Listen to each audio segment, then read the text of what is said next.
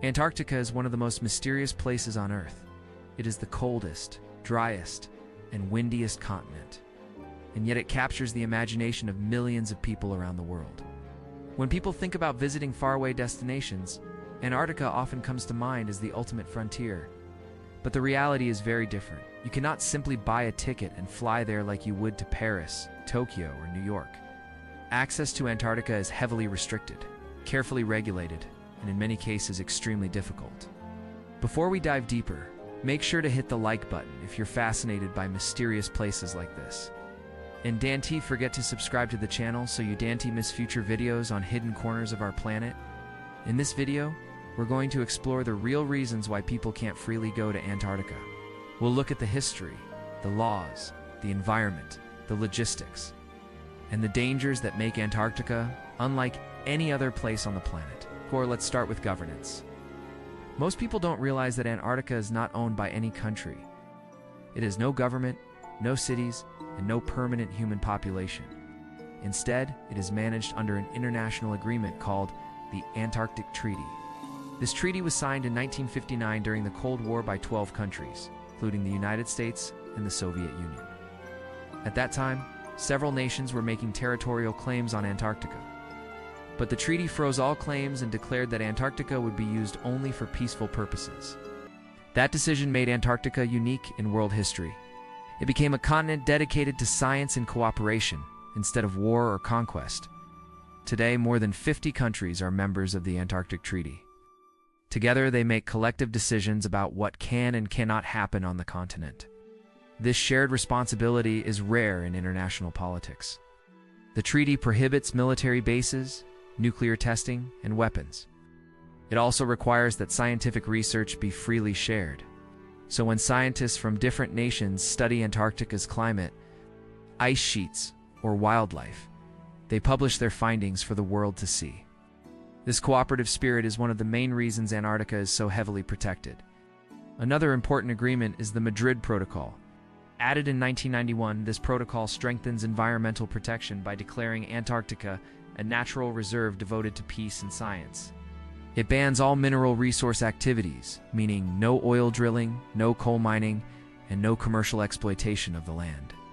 It also requires that every human activity undergo an environmental impact assessment. It includes building research stations, organizing tourist landings, or even conducting small expeditions. The goal is to ensure that the continent's fragile environment is not harmed by human presence. Because of these rules, visiting Antarctica is not as simple as booking a flight. Every visitor needs authorization from one of the treaty's member countries. If you are from the United States, you must apply through the National Science Foundation. If you are from Australia, you apply through the Australian Antarctic Division. Other countries have their own systems, but they all follow the same international principles. Without this authorization, your visit is illegal. Some countries even impose fines or criminal penalties on citizens who attempt unauthorized travel. For most people, the easiest way to visit is through organized tourism. Tourism is allowed, but only under strict conditions.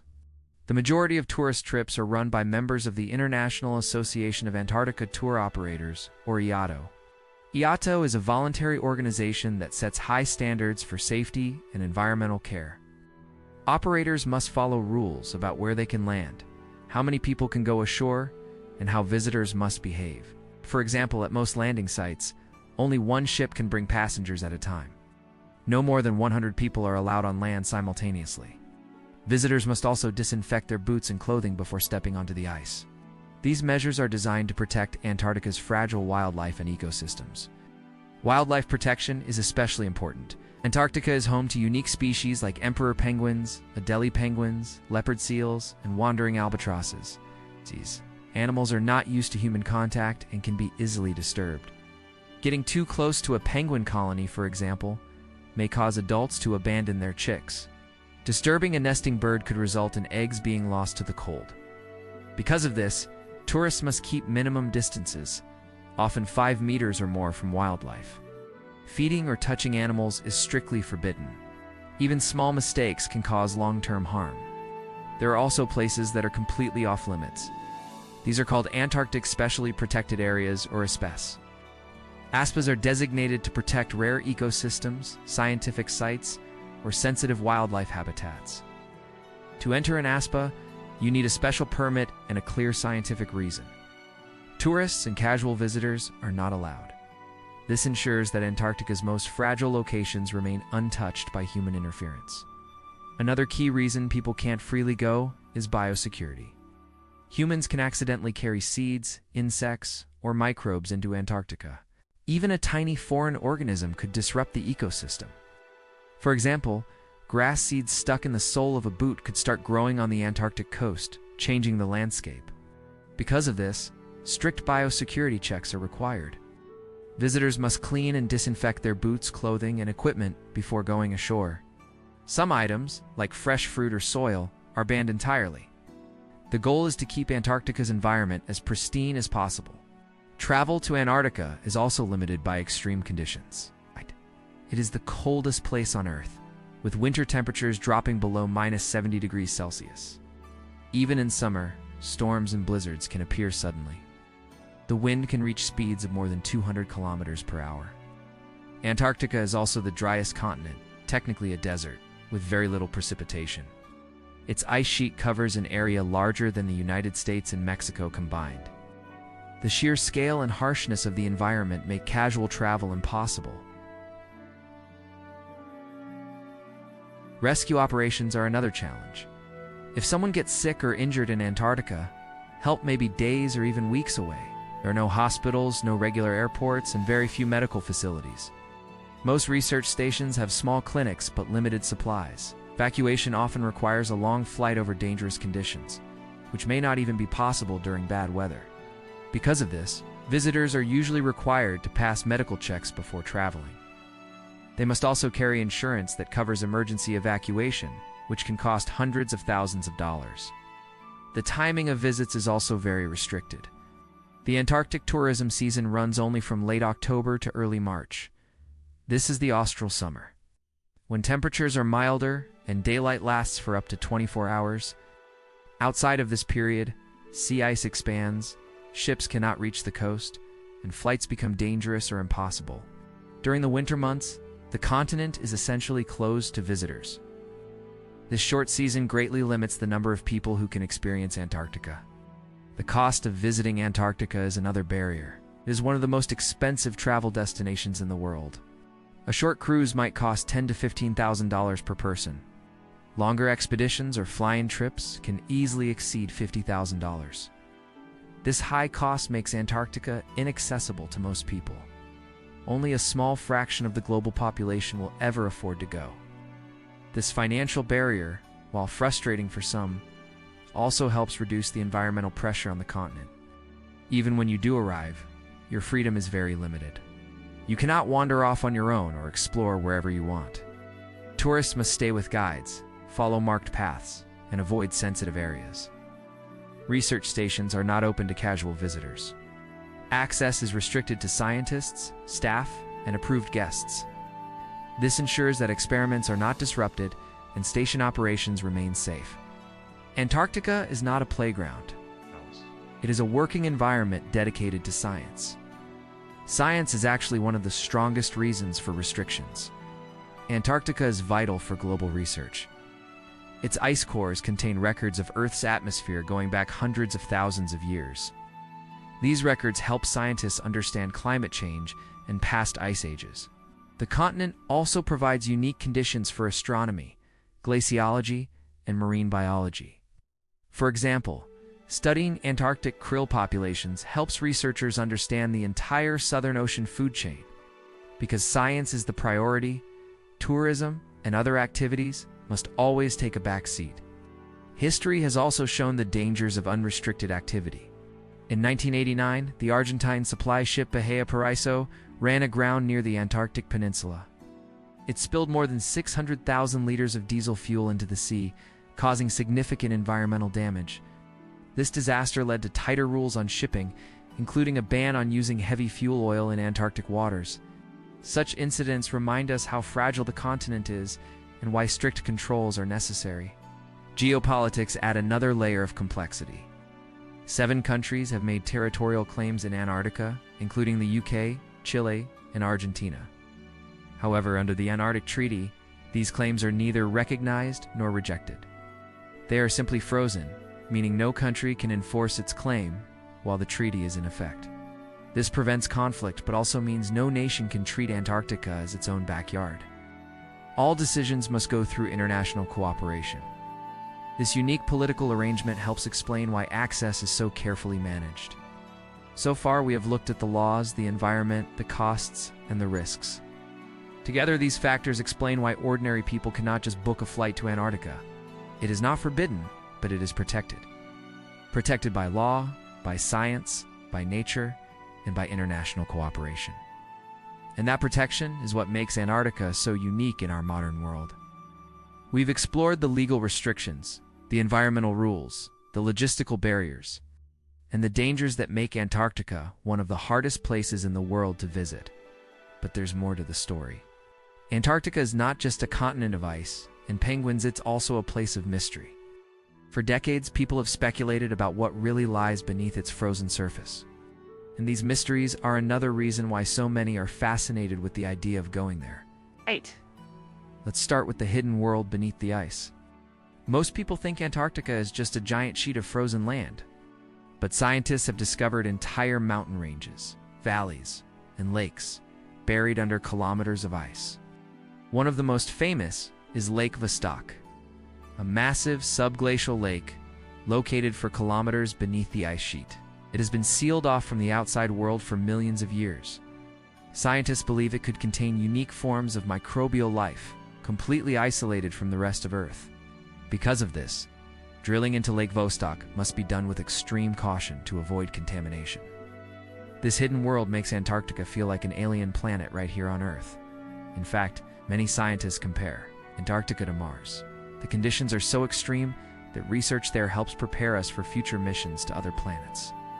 NASA even uses Antarctica to test equipment and train astronauts. If we can survive and conduct science in Antarctica, we stand a better chance of surviving on Mars. This is another reason access is tightly controlled. What happens in Antarctica has global scientific importance. But beyond science, Antarctica has become the subject of myths and conspiracy theories.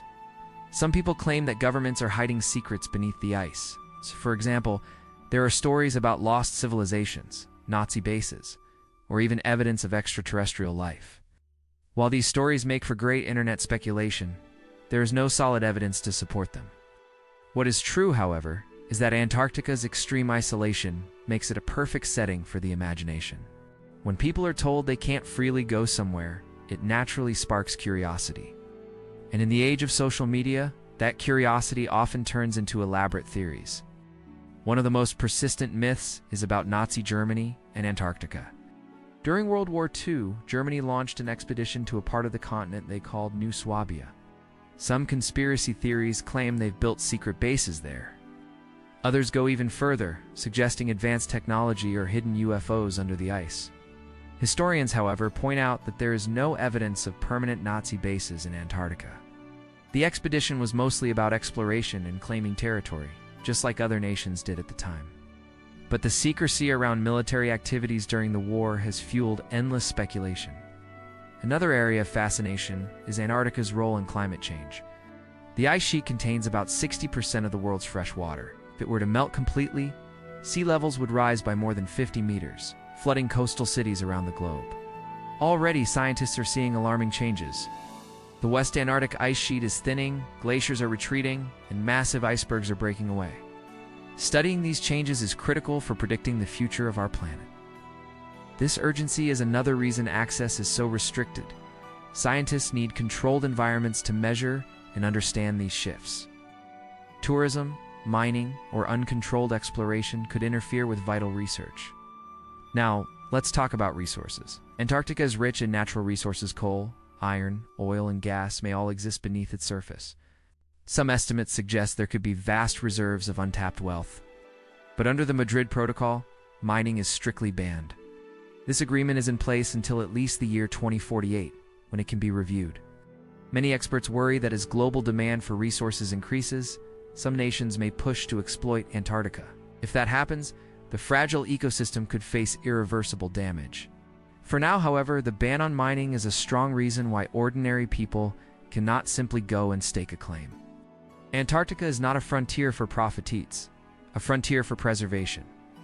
It's also worth noting that Antarctica is not completely empty. At any given time, about 1,000 to 5,000 people live on the continent. These are mostly scientists and support staff at research stations. There are more than 70 research facilities scattered across the continent, operated by over 30 countries. The biggest is McMurdo Station, run by the United States, which can host more than 1,000 people in summer. These stations function like small, isolated towns, with power generators, communication systems, and laboratories. Life at these stations is challenging. Residents face months of isolation, extreme weather, and limited supplies. But their work is crucial for advancing human knowledge. Despite the restrictions, tourism to Antarctica is growing. Before the COVID-19 pandemic, more than 50,000 tourists visited each year, mostly by cruise ship. Numbers are rising again, raising concerns about the impact on the environment. Even though IAATO and the Antarctic Treaty impose strict rules, more visitors always mean greater risk. Accidents at sea, oil spills, or human disturbances to wildlife could cause long-term damage. This is why the debate over tourism continues. Some argue that allowing people to visit helps raise awareness about protecting Antarctica. Others believe tourism should be limited to protect the continent from harm. So why can't you just go there yourself without a tour? Because Antarctica is designed to be kept wild, untouched, and safe for science. Unauthorized travel risks the environment, risks your own life, and risks disrupting international cooperation. The restrictions may feel frustrating, but they serve an important purpose. They remind us that not every part of Earth should be open to human exploitation. Some places are more valuable preserved than consumed. But here's an interesting question. Will this change in the future? Some futurists predict that one day, Antarctica may become more accessible.